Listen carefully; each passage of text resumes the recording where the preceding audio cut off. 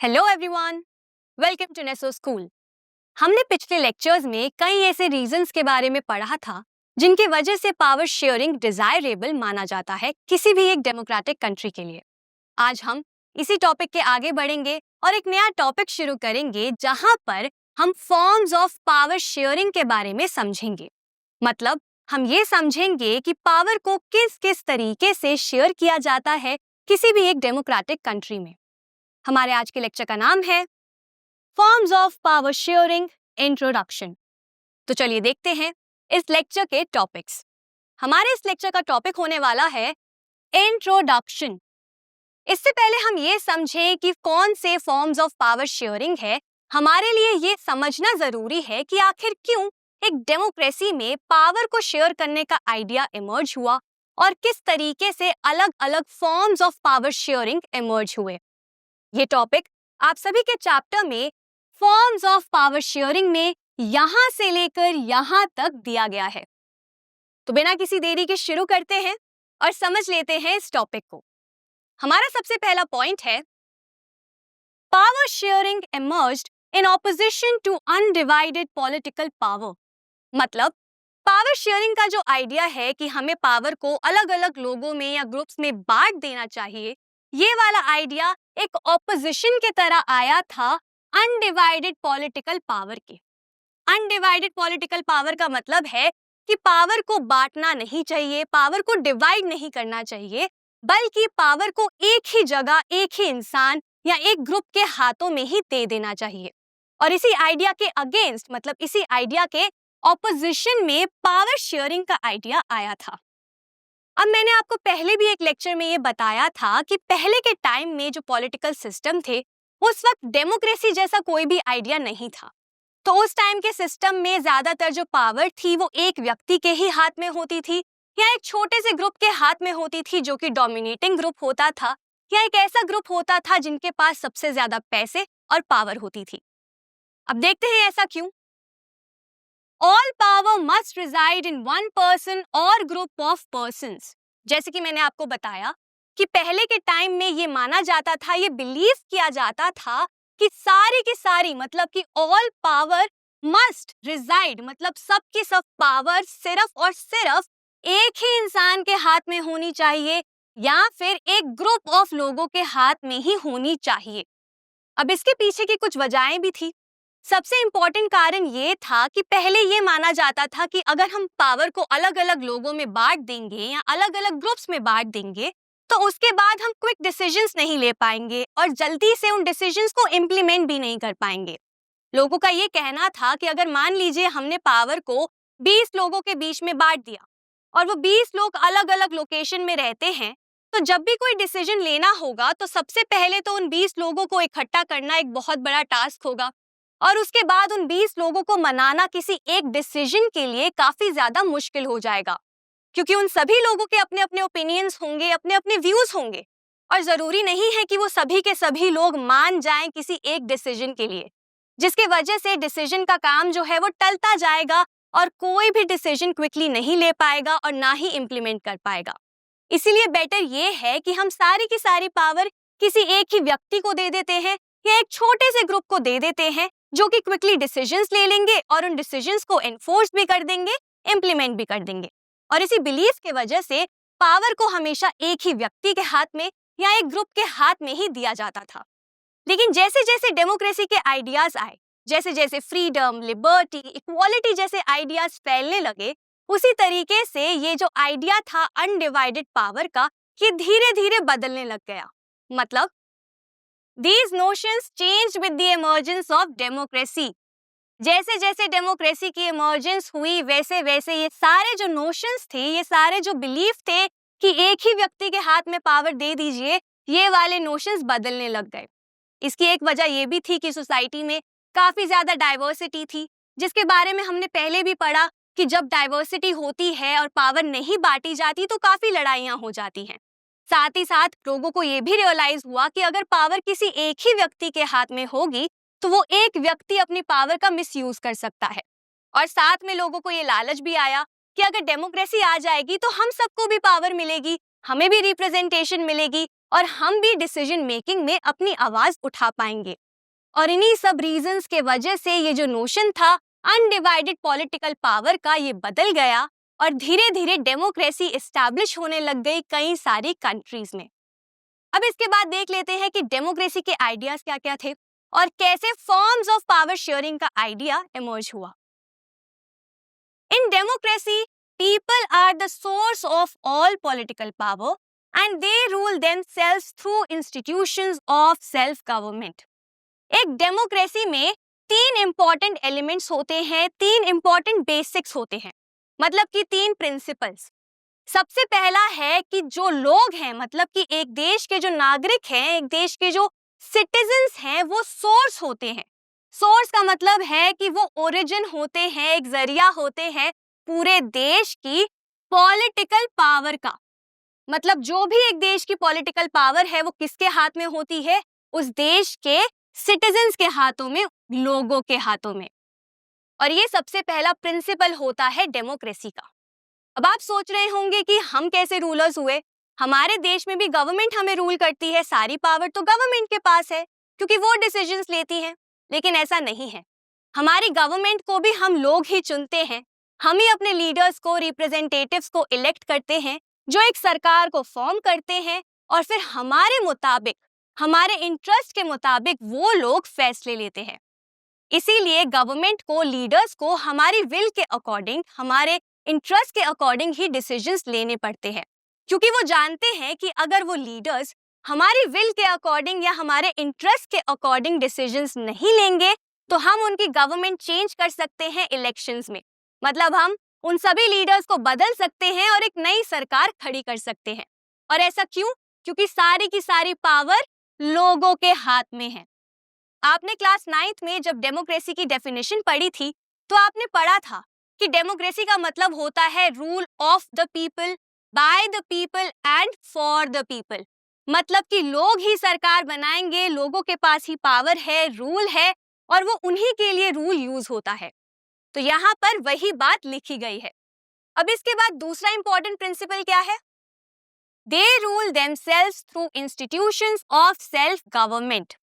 मतलब कि एक डेमोक्रेटिक कंट्री के जो लोग होते हैं वो खुद को गवर्न करते हैं, सेल्फ गवर्न करते हैं इंस्टीट्यूशंस के जरिए। ये इंस्टीट्यूशंस कौन सी हैं? हमारी पार्लियामेंट, हमारे स्टेट लेजिस्लेचर्स, लोकल गवर्नमेंट्स।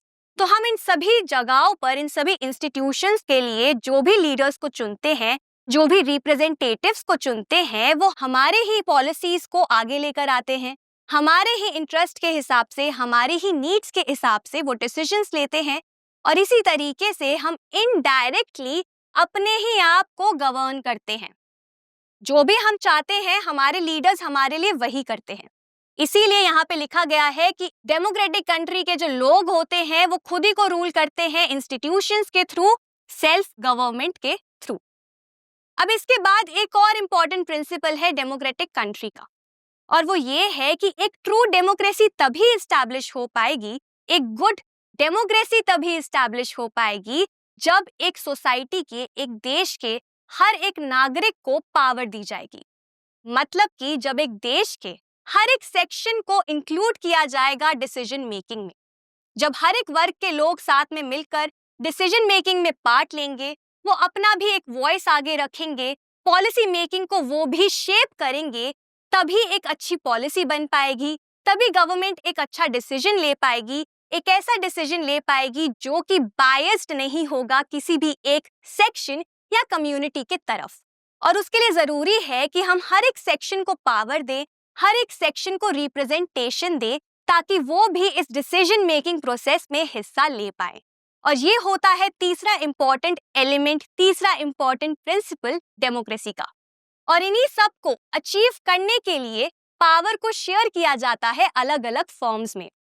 तो यहाँ पे लिखा गया है, therefore political power should be distributed among as many citizens as possible.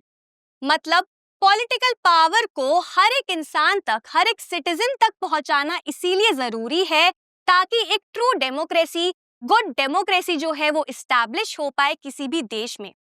जब हम हर एक सिटीजन को पावर देंगे, हर एक सिटीजन को रिप्रेजेंटेशन देंगे, तभी तो एक देश में इक्वालिटी आ पाएगी। और तभी तो सभी लोग साथ में मिलकर शांति से रह पाएंगे।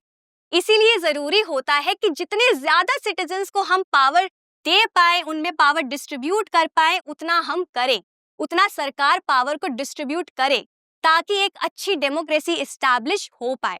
और इसी को अचीव करने के लिए, इसी डिस्ट्रीब्यूशन को अचीव करने के लिए अलग अलग प्रकार से, अलग अलग तरीकों से पावर को शेयर किया जाता है। मतलब कि अलग अलग फॉर्म्स के जरिए पावर को शेयर किया जाता है सेक्शंस, ग्रुप्स, ऑर्गेनाइजेशंस के बीच में।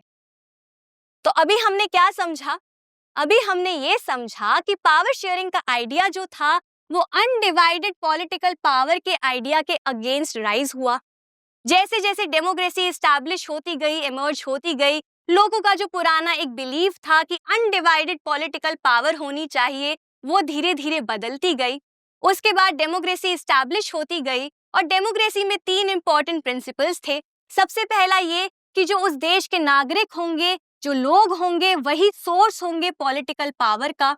उसके बाद ये कि लोग खुद को गवर्न करेंगे इंस्टीट्यूशंस के थ्रू, खुद को रूल करेंगे इंस्टीट्यूशंस के थ्रू। और तीसरा कि हर एक सेक्शन, हर एक इंसान जो है एक देश का, वो डिसीजन मेकिंग प्रोसेस में, पॉलिसी मेकिंग प्रोसेस में इंक्लूडेड होगा।